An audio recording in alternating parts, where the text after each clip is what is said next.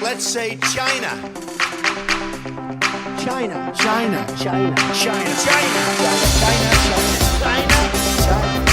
There are next door neighbors, and you can actually see Russia from land here in Alaska. You go over to China.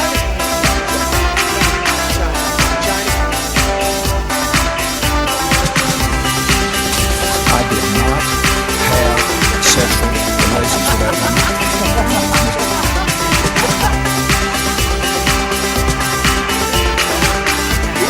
Trump's statement, tweeting out insults to Angela Merkel. What's he doing? Ladies and gentlemen, please welcome your host. Yes. Hello, and welcome. I am James Andrews, and you are listening to So This Happened, the only news you need if your name is Mary or Poppins. It's Friday, the 8th of September 2017, and today, the so-called Winter White House is boarding up its windows in preparation for Hurricane Irma. But even if the worst happens and Mar-a-Lago gets hit by the storm and floods, we can't feel too sorry for Donald Trump, because remember, the initiation fee to join Mar-a-Lago doubled after President Trump became President Trump. It's now $200,000 to join, with membership dues of $14,000 a year. And there are 500 members, so that's quite a lot of money. And this storm, Hurricane Irma, looks like it could be absolutely devastating to Florida, and then up through perhaps Georgia, South Carolina, North Carolina. Residents are fleeing Florida currently, where it's getting incredibly hard to get gasoline for your cars. A lot of the stations are running out. And it's been estimated that up to 9 million Florida residents could be left without power after Irma passes through. And for anybody that is staying in Florida, good luck, and our thoughts are with you this weekend. And it seems that Mother Nature has just said, you know what, I'm just going to be a total bitch this weekend. So here's a big fucking storm. Oh, and you know what, let's have an earthquake. An 8.1 magnitude earthquake hit Mexico this morning. The damage is said to be extensive, and unfortunately, the death toll is rising. Currently, 58 people are confirmed dead, with many more feared to be trapped in the rubble. So we just send a lot of good vibes south of the border today. And spare a thought for them, because that's an awful thing to happen. And so it seems that Mother Nature is truly being a bitch this week. And now I was trying to find some clever segue to go from hurricanes and earthquakes to the man-shaped genital wart that is Steve Bannon, but I can't think of a good segue. So let's have a listen to what Steve Bannon said recently about the Catholic Church and DACA. The Catholic Church has been terrible about this. Okay, fair. The bishops have been terrible about this. By the way, you know why?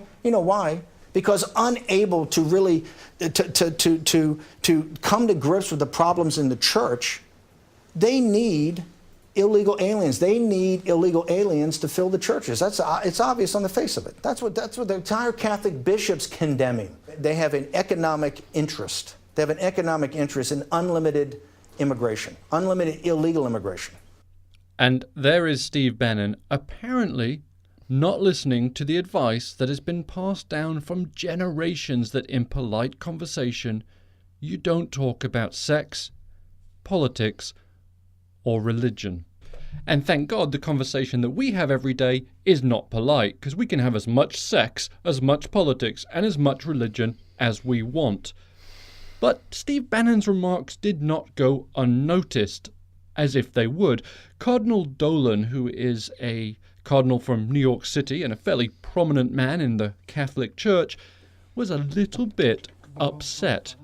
And the cardinal said on a radio program, and I quote, "That's insulting, and that's just so ridiculous that it doesn't merit a comment." Then the cardinal went on to give a comment.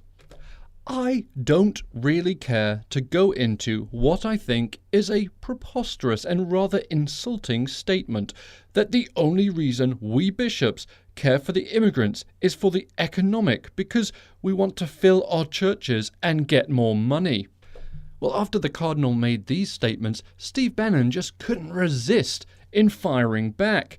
And he said that he respected Cardinal Dolan and the Catholic Church, but that immigration was, and I quote, not about doctrine, but rather about the sovereignty of a nation.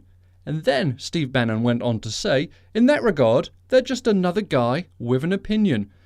Which is funny, Steve, because since you got fired from the White House, you too are just another guy with an opinion. So go find Eric Trump and sit the fuck down. And now to a story which I find hilarious. The headline reads, Trump Organization ethics lawyer's wife busted for sex with a jail inmate. You can't make this up. If you wrote this down and presented it to ABC or NBC and said, look, I want to do a comedy show, and said that, they would say that's ridiculous, that is so far-fetched, we're not even going to entertain it, not even for a sitcom. Now, the wife in question is a lady called Teresa Jo Birchfield. She's 53 years old, and she is the wife of Bobby Birchfield, who is the Trump Organization's ethics lawyer. Now, as well as working for Donald Trump, Mr. Birchfield also worked for George W. Bush in 2000 for the Florida recall. And apparently, what happened was that Mrs. Birchfield was caught in the back seat of her car with a 23-year-old inmate who had trustee privileges, so he was sort of allowed to go outside the jail. In the complaint, it says the defendant was caught in the back seat of her vehicle with an inmate. And then it gets even better. When the inmate exited the vehicle, he handed me a bag of brown pills that he claims to be workout pills. And the really funny thing about this is, you kind of listen to that story and you go, so that's Donald Trump's ethics lawyer? Yeah, sounds about right. Yeah, I mean, it's not surprising. I think that's why it's funny, because it's just not surprising. It's sort of like, yeah, of course Donald Trump's ethics lawyer's wife got busted for shagging an inmate in the back of her car. Why not?